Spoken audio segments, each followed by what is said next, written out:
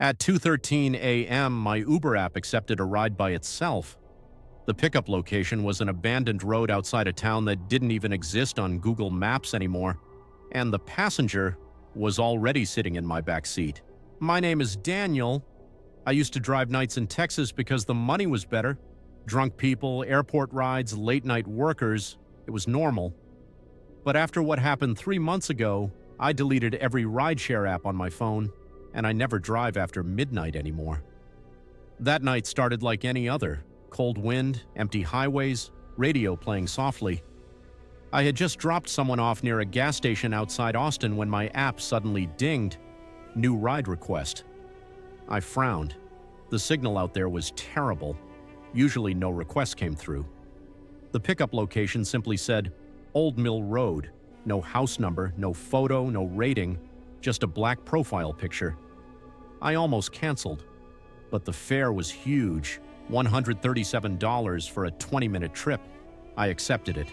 Big mistake. The GPS took me farther away from the city. Streetlights disappeared. The road became narrow and dark. Trees surrounded both sides like walls. Then my radio started making static noises. Crack! I tapped it. Nothing. Then the GPS voice cut out halfway through a sentence. In 300 feet on turn left. Silence. My phone screen froze. That's when I noticed something strange. There were no sounds outside. No insects, no wind, nothing. It was completely silent. Then I saw the sign. Old Mill Road.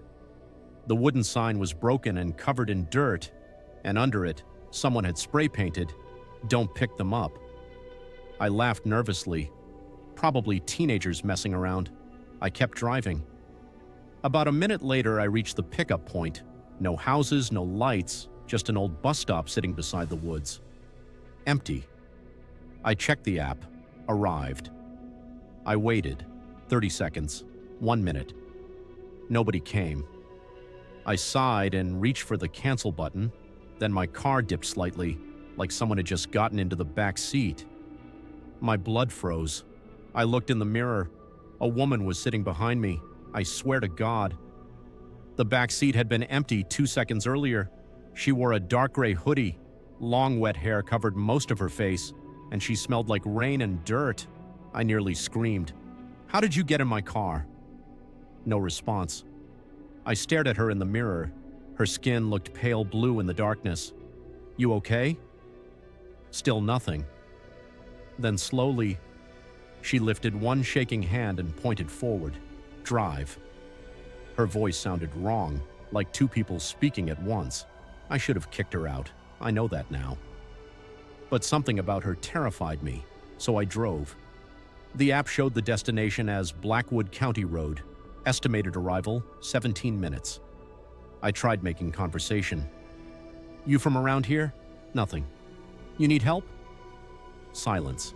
Then suddenly she whispered, "He saw me." I looked back. "What?" "He saw me leave." Goosebumps spread across my arms. I checked the mirror again. That's when I noticed bruises on her neck, dark purple fingerprints, like someone had strangled her. "Miss, should I call the police?" Her head snapped toward me instantly, too fast. Her hair moved aside just enough for me to see one eye, completely white. "No police." My stomach dropped. I pressed harder on the gas pedal. The trees outside blurred past. Then my headlights caught something ahead. A man standing in the middle of the road, tall, wearing overalls, holding a flashlight. I slammed the brakes. The man slowly lifted the flashlight toward his face. He was smiling, not normal smiling, wide, too wide. Like his mouth stretched unnaturally across his cheeks. The woman in my back seat suddenly began whispering, "Don't stop, don't stop, don't stop, don't stop." The man stepped closer. I hit the gas and swerved around him. As I passed, he slammed his hand against my window. Bang! I heard him laughing behind us, not yelling, laughing. A few minutes later, my phone lost all signal completely. The app glitched, the route line twisted across the screen like spaghetti. Then the destination changed by itself. New destination. Home. What the hell? The woman suddenly spoke again. He's coming. I checked behind us. At first I saw nothing. Then headlights appeared far back on the road. One vehicle, following us. Its lights flickered strangely, getting closer fast, way too fast. I sped up, 80 miles per hour. The car behind us stayed right there. Then my rear lights illuminated it for 1 second. An old rusty pickup truck, no license plate, and the driver was smiling. The same man. He rammed my car. Bang! I nearly lost control. The woman screamed. Another hit. Bang! Jesus Christ! The truck pulled beside me. The man stared directly into my eyes, still smiling. Then he mouthed 4 words. She belongs to me. The woman in the back seat started crying. I didn't mean to leave. Suddenly, the truck swerved hard toward us. Crash. My car spun off the road. Everything flipped. Glass exploded everywhere. Then darkness. When I woke up, the car was upside down. Blood ran into my eyes. The woman was gone. The truck was gone too. Only silence remained. I grabbed my phone. No signal. Battery at 2%. I crawled out through the shattered window. The forest around me felt wrong, too dark, too still. Then I heard footsteps. Crunch, crunch, crunch. Somebody walking slowly through the trees. I started running. Branches cut my arms. My lungs burned. Then I saw an old cabin ahead. Light glowed inside. I ran toward it and pounded on the door. An old woman opened it. She looked terrified when she saw me. You picked her up, didn't you? I froze. What? The old woman pulled me inside quickly, then locked every door. She rides that road every few years. My mouth went dry. What are you talking about? The old woman stared at me silently, then pointed at an old newspaper hanging on the wall. My heart stopped. The photo showed the same woman from my back seat, but the article date was from 1981. Missing girl found dead, strangled near Old Mill Road. No?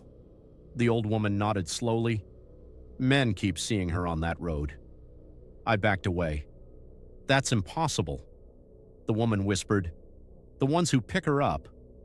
She looked toward the dark window. Bring him back too. Then something slammed against the cabin wall outside. Bang. Another hit. Bang. The old woman turned pale. He found you. The lights went out.